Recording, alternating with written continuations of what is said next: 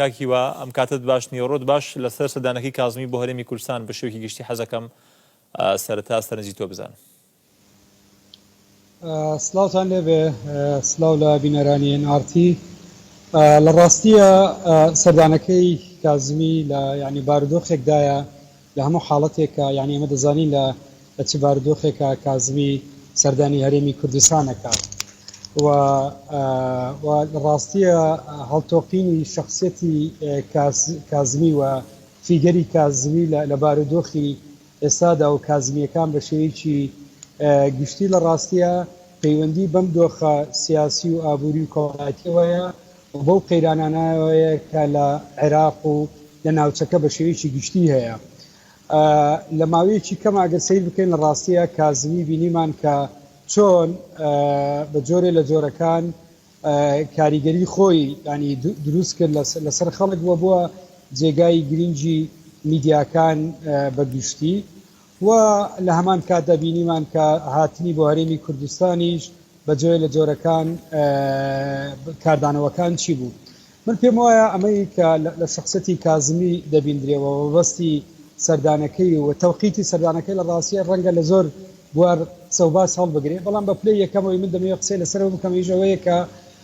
هەڵتۆقینی شخصەتی کازمی لەم بارودۆخە و کازمیەکان بە شێوەیەکی گشتی کە کاتی خۆی لە ئاڵوگۆڕکردنی سەرۆکاتیەکانی هەرێمیش لە ڕاستیە تێگەیشتن زۆردرا پەیوەندی بەو ئەزمەقولەوەیە کە دەوڵەتی عێراق تێیدا دەژی و بەشێک لە کاردانەوەی ئەو خۆپشاندان و ڕاپەڕینانەی کە لە ئۆکتۆبەری ساڵی ڕابردوو لە عێراقا دروست بوو کە بە کۆمەڵێک گۆڕانکاری شکلی احتیوای ناڕەزایەتیەکان کرا کەمان ئەوەش پەیوەندی بە شێوازی ناڕەزایەتی کۆمەڵایەتیەکانەوە بوو لە عێراق کە بە جۆرێ لە جۆرەکان لە ڕاستی ناڕەزایەتیی ڕێکخراو نەبوو. باشە کاکیوە هەندێک کەس وەکو فریاد ڕەس کازمی وێنا دەکەن دەیناسێن، ئەمە ڕاستە یان لە چیوە هاتەوە کارەکەی؟ چۆن؟ ئایا کازمی فریاد ڕەستە بۆ بارودۆخی کە عێراق و هەرێمی کوردستانی تێکەوتووە وەکو هەندێک کەس پێیان وایە؟ لە ڕاستی دیوێکی تری دیمەنەکەی کازمی هاوشێوەکانی ینی پەنابردنە بۆ دیاردەی پۆپۆلیزم کە لە ڕابردوو چەند هێزێکی ناو دەسەڵات و دەرەوەی دەسەڵات بەکارێنە وە کاریگەری مەترسیەکانی هێشتا بەردەوامە لەسەر بزوتنەوە کۆمەڵایەتیەکان لە بڵاوبوونەوەی بێهودەیی لە ئەنجامدانی تێکۆشانی جەماوەری و لە ڕاستیە یەکێ لە بنەماکانی ینی ئەم دیاردەیە لەم ساتەوەختە جارشکە لە ڕێگای سەرۆکی پۆپۆلیستەوە و خەریکی تەڵقیندانی خەڵکن بۆی کە سەرۆکی پۆپۆلیست چ لە ناو دەسەڵات لە ڕاستیە بە ئەوەی لە دەرەوەی دەسەڵات وەک فریاد دەرس و ڕزگارکرد نیشان دەدرێ کە خاڵی جەوەری و هاوبەشی ئەوان تەنیا ڕازیکردنی خەڵکە بۆ گەیشتنیانمانەوە لە دەسەڵات وەک ئەوانی پێشوو بەبێ هیچ پرۆژەیەک لە ناوەڕۆک جیاواز بۆ گۆڕانکاری لە سیستەمی سیاسی و ئابووری. بەڵام پێدوانێت کاکیوە هێشتا زووە بڕیاری لەسەر بدرێ بۆ پێی چەند مانگێکە دەست بەکار بووە، ینی پێدوانێت هێشتا زووە یانیم قسەی بکرێت؟ لە ڕاستیە کازمی ئەوەی ئێستا دەبین کازمی خۆی پێشتر ینی ئەزمونێکی فراوانی بواری ڕۆژنامەوانیەیە و دەتوانی زۆر بە باشی ینی میدیا بۆ خۆی بۆ ئەم بابەتە بەکاربیینی و شێوازی ئەگەر ئێمە سەری با بڵێن مؤشرەکانی سەرۆکێکی پۆپۆلیست بکەینەوەیە کە بەبێ هیچ بەرنامەیەکی جیاواز لە ڕووی سیاسی ئابوووریەوە دێ لە ڕاستیە دنەی عاتیفەی خەڵکەدا کە خۆی وەکو ئینقاز دروست بکە و معلوماتی دوم لە ڕاستیە بە پێ ئەو معلوماتانی کە ئێمە ئەمانە کازمی لە ئێستاە تەوقیتی هەڵبژاردنەکەی یعنی ئەمە تەوقیتی هاتنەکەی بۆ دوو خاڵ دەگەڕێتەوە لە ڕاستی خاڵ یەکەمەوەیە کە ئەو خولیا و پرۆژەی مرکزیت لە عێراقا تادێ بەهێز دەبێ و ئەمە بەشێکە لەوە کە خۆی نیشاندا ئەو ئەمڕۆ دەتوانێت ینی عێراق هەموو یەک عێراقێکی یەکگرتووە کە لە ڕاستیە خەد عێراقێکی یەکگرتو نەبوو و عێراق بۆ خۆی کێشەی بنیادی ینی ئشکالیەتی دەوڵەتداری قوڵی هەیە و هەرێمی کوردستان هەمیشە جیاواز بەوە تایبەتمەندی هەبووە لە عێراق و خاڵی دووەمی ئەوەیە کە لە ئێستا ئەمە جۆرێکە لە ڕێکلامی پێشوەختی هەڵبژاردنەکان بەپێی زانیاریەکان کازمی لە ئێستاە لەگەڵ تەنانەت هەندێک لە ناوەندی سیاسی و میدیایی لە هەرێمی کوردستان خەریکی دروستکردنی لیستێکی هەڵبژاردن و هەندێک لەم ناوەندانە بوون بە بەشێک لە پرۆژەی کازمی بەداخەوە ئەوەی دەبیندرێ لە ڕاستیاویش ئەوەیە کە یعنی لەم بارودۆخە کە هیچ ڕوانگەیەکی چارەسەری لای حکومڕانانی عێراق و کوردستان من بەدی ناکەم تەنانەت ئەوان لە ئێستا ئامادەنین دان بە شوناسی قەیرانەکانیش دابنێن ئەوان دۆخەکە وەک قەیرانی دارایی بۆ دابەزینی نرخی نەوت و ڤایرۆسی کۆرۆنا دەجێڕنەوە کە مەبەست لێی خۆ دەربازکردن لە بەرپرسیارەتی و شکستەکانیان و درێژە پێدانی سیاسەتی ئابوورینی لیبرالیزم و بەرخۆری و ئەوەی باسشی دەکرێت لەبارەی چاکسازیەوە هیچ نییە جگە لە دروستکردنی ژینگەیەک بۆ نێشتنی ڕۆڵی کۆمەڵایەتی حکوومەت بۆ وڵاتیان هەر سەرەتا کازمی لە ڕاستیە ئیتیفاقێکی لەگەڵ سندوقی دراوی نێودەوڵەتی و بانکی نێودەوڵەتی کرد وەکو ئەوانەی خۆمان ئەوانەی ئێرە لە ڕاستیە بۆ نێشتنی ڕۆڵی کۆمەڵایەتی حکوومەت و تەسلیمبوونی زیاتر بە تایبەتی باشە پێدوانیە ئەگەر کازمی لیست دروستکە بە تایبەتی بۆ ئینتیخابات بۆ هەڵبژاردنەکان ینی لەگەڵ هێزە سیاسیەکانی هەرێمی کوردستان بە تایبەتی کێتی و پارتی ینی تووشی دژبەری و گرفت و کێشە نابێت من وا تێناگەم لە ڕاستیە کازمی لەگەر بەرپرسانی هەرێمی کوردستان تووشی ناکۆچی بێت چکە بە جۆرێ لە جۆرەکان ئەمانە هیچ مەشروعیشی جدیان بۆ گۆڕانکاری پێ نییە کە لە مووقعی اقتصادی دەسەڵات لە کوردستان بدا یان دەسەڵات بێ لە مووقعی سیاسی و اقتصادی کازمی بداتن لە ڕاستیە هەڵگری یەک دنیابینی سیاسی و ئابووری و حکومڕانی کە لە چوارچێوەی دنیابینی ئەم مۆدێلی سەرمایه‌داری تازەوە پرسینی لیبرالیزم لە ڕاستیە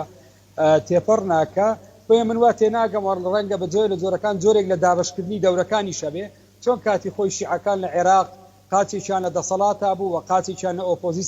ئۆپۆزیسیۆنا بوو تموحی ئەوان لە ڕاستی تموحی ئەم هێزە سیاسیانە ئەوەیە تەنیا بۆ ناوەست لە ڕاستیە دەسەڵات احتیکار بکەن مۆنۆپۆل بکەن ئەوان دانەوێت لە ڕاستیە کۆمەڵگاش داگیر بکەن باشە کاکیوە من حەزەکەم زیاتر لەسەر ئەو کاردانەوانەی سەردانەکەی بۆ هەرێمی کوردستان قسە بکەی بۆچی خەڵک و هاوڵاتی لە هەرێمی کوردستان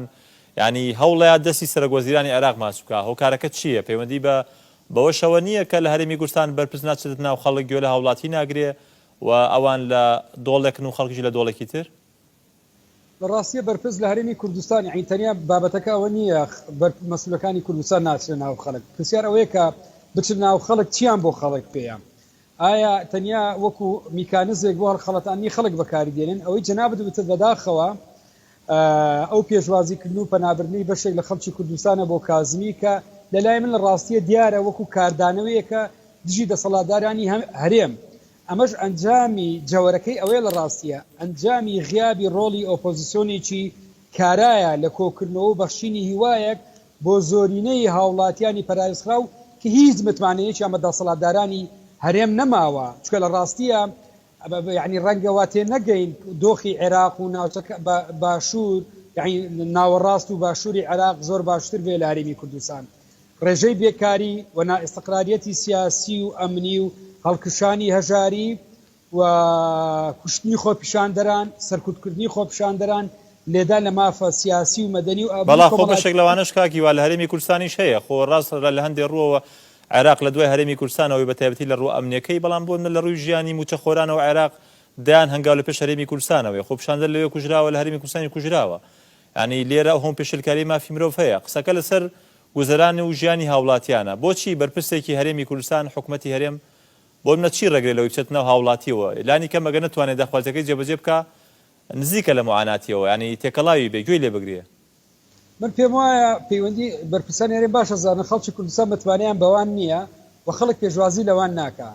تەنیا هاتنی یعنی پێشوازیکردی لە کازمیش بەمانای ئەوە نییە کە خەڵک باوەڕی بە کازمیە بێ لە ڕاستیە کازمی کەسێکی غەریبە یعنی بەجۆی لە جۆرەکان لە بارودۆخێک کە نەتیجەی زەختی خۆپیشاندەران کۆمەڵی گۆڕانکاری شکلی کرا و ئێستا وەکو باسم کرد خەریکی دروستکردنی لیستە دێ بەم شکلت ئەگەر سەری جەوەری ناوەڕۆکی بەرنامەکەشی بکەین بۆ کوردستان خۆ هیچ یعنی هیچ شتێکی نەبوو بۆ خەڵک بڵێ ئەمە پرۆژەی منە بۆ ئیقازکردنی ئەو ئەزمە سیاسی و ئابووری و دارایی کە کوردستان و عێراقی تێدایە لە ڕاستیە یعنی تا بە ئێستا کازمی پرۆژەیەکی وای نییە بۆ خەڵک بیخاتە ڕووەوەی بینین کە پێش ئەوەی کە سەردانی خەڵک بکە سەردانی بەرپرسانی هەرێمی کوردستانی کردووە کە ئەم بەرپرسانە لای خەڵکی کوردستان علاماتی پرسیاری گەورەیان لەسەرە و هەر لە نەتیجەی دوایین هەڵبژاردنی خەڵکی کوردستان زۆرینەی خەڵکی کوردستان هەر لە ڕێگەی ئەم مۆدێلە لە ناو دوو کەوانە مۆدێلە لە دیموکراسیەت لە ڕاستیە هەر لە ڕێگەی ئەم مۆدێلەوە زۆرینەی خەڵکی کوردستان دەسەڵاتدارانی هەرێمی کوردستان هەر هەرێمی کوردستانیان ڕەفز کرد ئەگە کازمی بۆ نمونە ڕاست یعنی بەجۆی لە جۆرەکان ینی پەیوەندیەکی ڕاستەخۆی لەگەڵ ئەمانە نەبێ و نەیەوێت جارێشتر شریکاتی دروستکراوە ئەمە تێگەن کە زۆر ناوەندی تر و ڕێژاوەکان ئەو کوپانەی دروستەکەن لە ڕاستیە ئەمانە ئێستا نوێنەراتی کاکیوا عومەر